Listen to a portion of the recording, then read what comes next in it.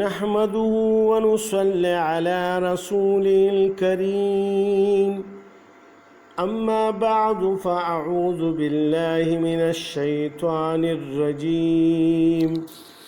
بسم الله الرحمن الرحيم پټه پټه خبره باندې اجر او ثواب راکړي نو موږ له فکر داري چې موږ دې خیال ساتو ومن يفعل ذلك او چې څوک کوي دا کارونه عدوانا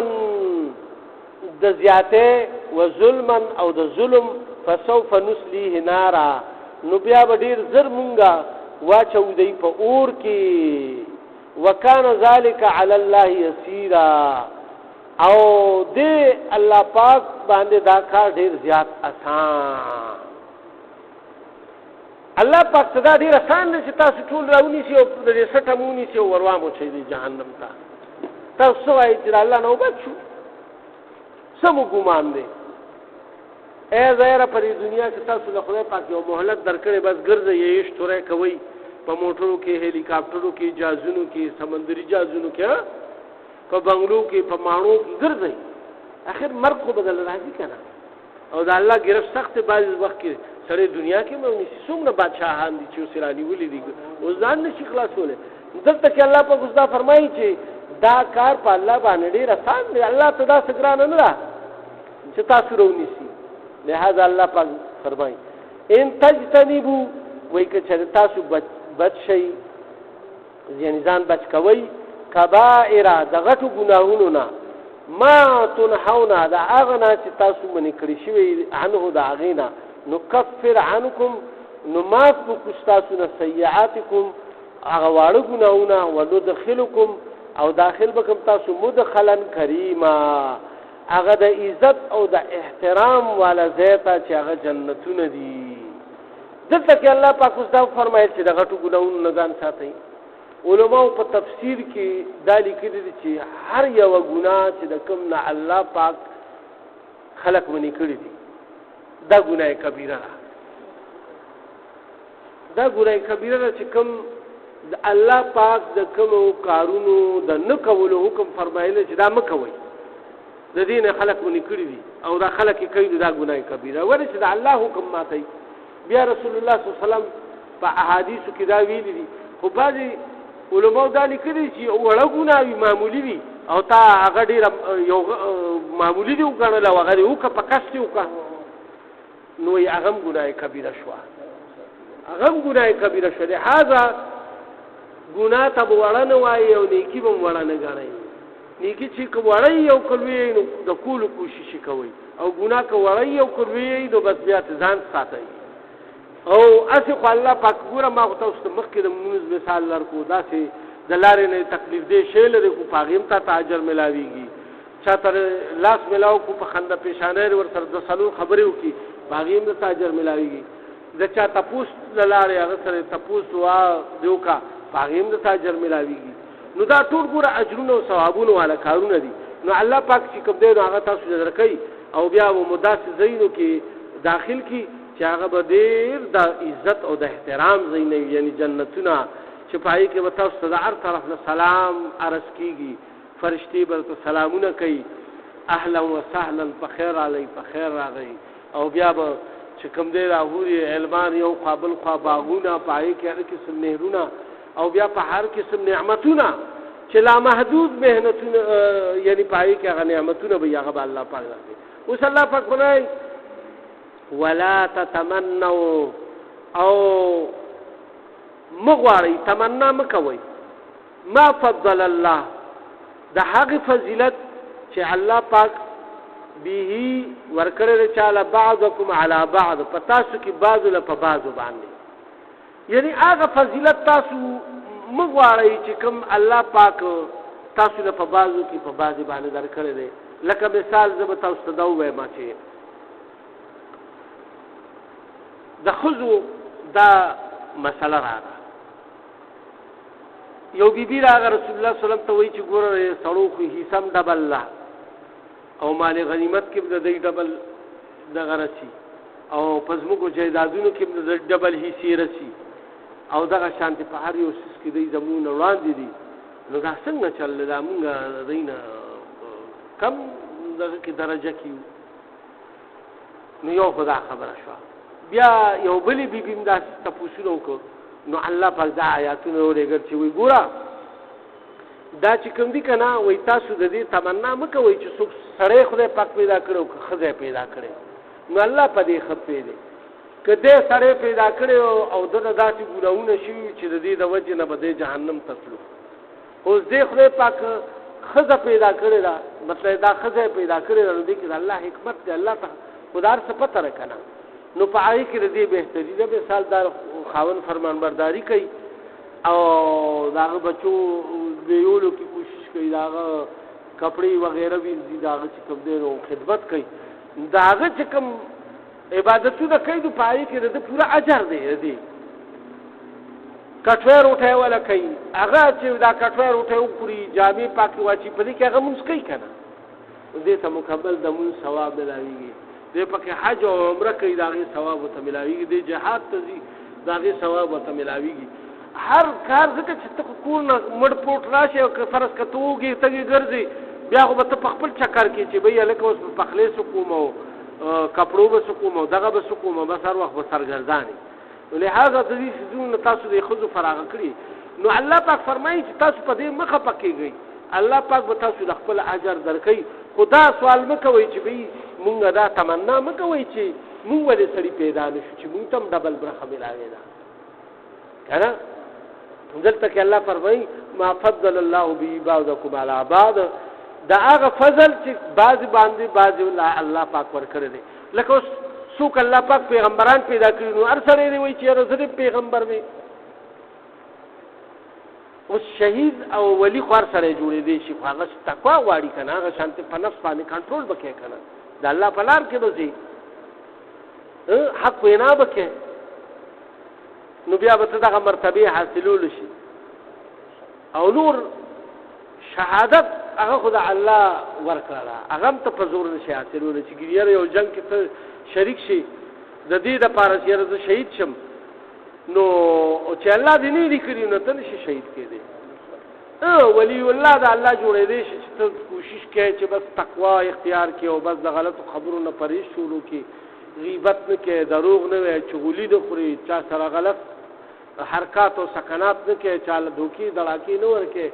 بس خپل چې معمولی رزق دی وګټلو فائدې صبر وکړو بس دا او بس خپل ذکر او عبادت او په دې کې خپل وخت یې چاله تکلیف نه ورکه خلکو ته فائدہ راسي چې چاله فائدہ ورکول شي د الله پر رضا باندې دا ټول کارونه ته کوي نو ته ولی الله د الله جوړې دي شي ولی څه ته وایي د الله دوست وایي او د الله دوستان دا دې کار کوي دا چې کوم د الله دوستان جوړ شي دي دا خو هغه په خپل نفس باندې په خواهشاتو باندې کنټرول ساتل د الله ولیان جوړ شي کنه نو د دې لپاره کوشش وکول په کار دي کنه هر سره جوړې دي شي دلته کې الله پاک فرمایي چې دا هغه خبرو تاسو تمنا مکوئ چې کوم تاسو نشئ جوړې هغه الله خپل اختیار کې خېدي چې هغه بس چاله ورکړي څوک سړی پیدا کړي څوک خزه پیدا کړي څوک چې کوم ډېرون پیدا کړي څوک ګډ پیدا کړي څوک صحیح پیدا کړي څوک خپل پیدا کړي څوک بدرنګ پیدا کړي څوک تور پیدا کړي څوک سپین پیدا کړي نو دې کې پر چا خپل اختیار شته نه په پیدایش کې له چا خو خرچ یې راځي داسې پیدا شمه څوک به چې پوزي وي څوک به ګډ پوزي وي څوک به څنګه نو د دې سيزونو چې کوم د الله په پیدایش کې د الله په کارونو کې به ګوتې نه وخی دې باندې بیا تاسو تعالی باندې صبر کوئ چې چا څوک څنګه الله پیدا کړی دي هغه کې چې اختیار نه چلیږي خبر کې د زما تاسو کېږي دا بل چاته نه برانه پلار کېږي نه بر امور کېږي نه بر ضرور کېږي خپل تاسو برانه کېږي به تاسو کړی دي د خپل عمل غمو کوي لہذا کوشش دا کوي چې بس بل د بل خرابین د تمخه تراغه خپل ځان ته وګوره یار وې کنه زه دا خپل عمل صحیح کما دا نظر کولم بل تاسو کوم دی په غلطه طریقه دام حرام دی لہذا د دې خیال ساتئ الله پاک فرمایي چې للرجال نصیب او د سړو د پاره حصہ ده مما اکتسبوا د هغه نه چې کوم هغه کارونه کړی دي اوس الله پاک دلته کې دا فرمایل چې یعنی خزو سړي باندې دا خبره نه ده بلکې ښځې نیک کار وکړو نو هغې ته به نیکي میلاوېږي، سړي نیک کار وکړو هغه ته به نیکي میلاوېږي، سړي بد کار وکړو هغه له به سزا ورکېږي، او که ښځې بد کار وکړو نو هغه له به سزا ورکېږي. نو الله پاک اوس دا فرمایي چې د سړو دپاره هم خپله حصه ده د کار او د ښځو دپاره هم خپله حصه ده د کار. واسألوا الله من فضله، او غواړئ بس د الله پاک نه د هغه فضل. وللنساء، او د ښځو دپاره نصیب حصه ده مما اکتسبنا چې هغه حصه کار وکړي. ترجمه یې ما وکړه خو جو آیات مې ونه وي که نه. نو الله پاک دا وفرمایل چې د سړو دپاره هم د هغې حصه ده. للرجال نصیب، یعنې هغې دپاره مې حصه ده مما اکتسبو، د هغه چې دوی کوم کسب کړی دی، یعنې کوم کار یې کړی دی، کوم عمل یې کړی دی. او دلته کې الله پاک فرمایي چې وللنساء نصیب، او د ښځو دپاره هم هغې سره مما اکتسبنا چې هغې کوم کار او عمل کړی دی په دنیا کې. واسألوا الله من فضله، او دې سره سره بیا چې کوم کارونه نیک وکړي نو بیا د الله نه د هغه فضل غواړئ چې الله په خپل فضل مو وبخي. اوس زما توفیق طاقت نشته چې زه ځان یعنې په دې خپل عمل باندې پورې باسم، نو د الله فضل بیا هم غواړئ. ان الله بېشک الله چې دی کان بكل شیء علیما، هغه دی په هر یو څیز باندې د هر یو څیز نه خبردار. ولکل، او د هر څیز دپاره جعلنا مقرر کړی دی مونږه موالیا وارث مما ترکا، د هغه څیزونه چې کوم پرېږدي دی الوالدانی مور او پلار د دی، والاقربون او د دی اقرباو کې څوک. مثال د چا مور او پلار مړه شي نو د هغه وراثت ته میلاوېږي. که یو ورور یې مړ شو د هغه اولاد نشته نو د هغه په وراثت کې بیا د حصه رسي که نه. دغه شانتې الله پاک ځکه والاقربون وفرمایل چې دې نه علاوه که د چا اقرباو کې څوک مړه شي او دته د هغې نه څه حصه میلاو شي په وراثت کې، نو هر څوک د څه نه څه حصې حقدار الله جوړ کړی دی، که ښځه ده او که سړی دی. لہذا په دې تاسو مه دغه کېږئ، الله پاک هر سړي له خپل ورکړي. ښځې خو دې وایي هغه وخت یاد کړي کوم وخت کې چې دی او انسانان یې نه ګڼلې کفارو، ای دوی دا اړو انسانان یې نه دي، او هغوی به یعنې مطلب دا ډېر کم درجه کې دی ته کاته. نو دلته کې الله پاک دا وفرمایل چې مونږ خو له بیا هم دی دی له حصې ورکړي او ډېرې ښې حصې مو له ورکړي، باوجود د دې نه چې د دوی څه عمل نشته او الله پاک ورله په مفته کې هر څه ورکړه. ان الله بېشک الله چې دی ان الله کان بكل شیء علیما، او الله پاک ولکل جعلنا موالي مما ترك الوالدان والاقربون.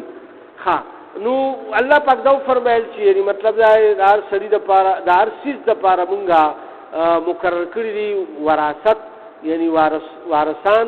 چې د هغې پلاران پرېږدي او که د هغې یعنی نور اقربا کې څوک مړه شي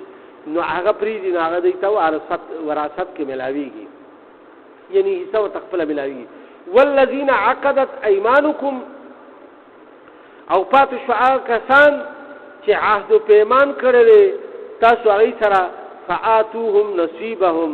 نو ورکوئ هغې له خپله حصه. ان الله کان علی کل شیء شهیدا، او بېشکه الله پاک په هر څیز باندې نگران دی. څه حصه ورکوئ؟ مثال چا سره معاهده کړې ده د یو کار او په هغې کې ګټه وشوه، مثال یو کاروبار مو شروع کړی، تاسو معاهده کړې چې نیم په نیمه به یو، مثال یا درېیمه حصه به یې زما ستا به دوه حصې وي، یا هر څه باندې چې معاهده شوي نو هغه نه خپله حصه پوره ورکوي، دا نه چې هغه ته بس وخورئ. دویم نمبر په وراثت کې چې د چا حصې کېږي نو که هغه ښځه ده او که سړی دی، که هغه ماشوم دی، که جینۍ ده او که هلک دی، او که هر څه چې دی، په هر حیثیت سره د هغه قرآن او الله پاک په قرآن کې د هغې حصې مقرر کړي نو دا وله پوره ورکوي. او بیا الله پاک دا وفرمایل چې دې کې عهد پیمان د دینه مخکې به خلکو دا عهد پیمان هم کولو، یعنی چې الکه زما د مرګ نه پس مثال دا جایداد الکه دی کې ستا رانیمه حصه ده او هغه به وارث نو واسره یو دوسو وی سیره ولا ورکا. کله د وراثت قانون نافذ شو دا شی ختم شو،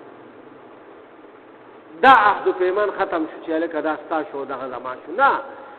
که پیسې دې غشتي بیا ولي که چې یاره ما دونه پیسې دنه غشتي دي او په دې عوض کې ولا ما دا ځمکه ورکړې ده یا دا پلاټ مې ورکړی یا دا کور مې ورکړی یا دا شی مې ورکړی دی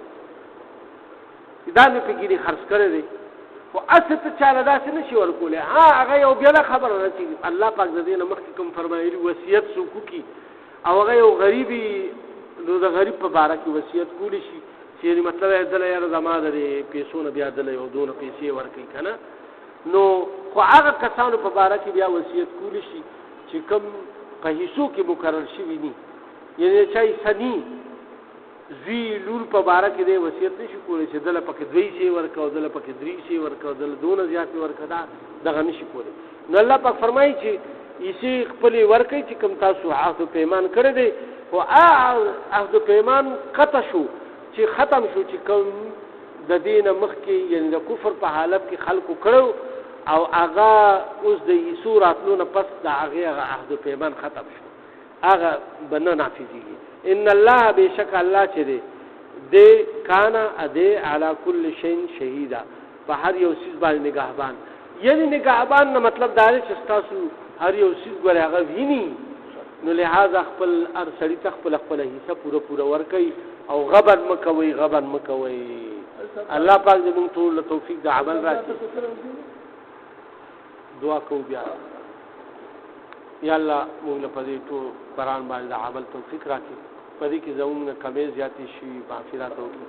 داسې کارونه رانهوالی چې ستاسو د رضا او د لقا او د قرب سبب جوړ شي. په موږ کې څوک بیماران یا الله شفایاب کړي، څوک قرضداران د قرضونو نه خلاص کړي، د چا څه حاجات دي د خپل غیبي خزانو نه ول شرعي حاجات پوره کړي. یا الله څوک په مرضونو کې اخته یا الله مؤمنان مسلمانان په کورونو هسپتالونو کې یا زموږ په دې مجمع کې څوک بیماران شفایاب کړي، څوک قرضداران د قرضونو نه خلاص کړي، د چا د رزق مسلې د حق په لار د رزق فراغ سبب ولو کړي، څوک په څه قسم مصیبت افت کې دغه مصیبتونه افتونه تل لري کړي، د چا د اولاد مسلې نیک صالح اولاد ولا ورکړي، د چا چې اولاد دي دا ورته نیکان صالح حال وکړي. او یا الله زموږ مؤمنان مسلمانان مردګانان پلاران نیکیان چې څومره وفات شوي دا ټول مغفرت وکړي. په آخر کې ودا عظیم الشان کلمه نصیب کړي چې لا اله الا الله محمد رسول الله صلی الله علیه و آله وسلم.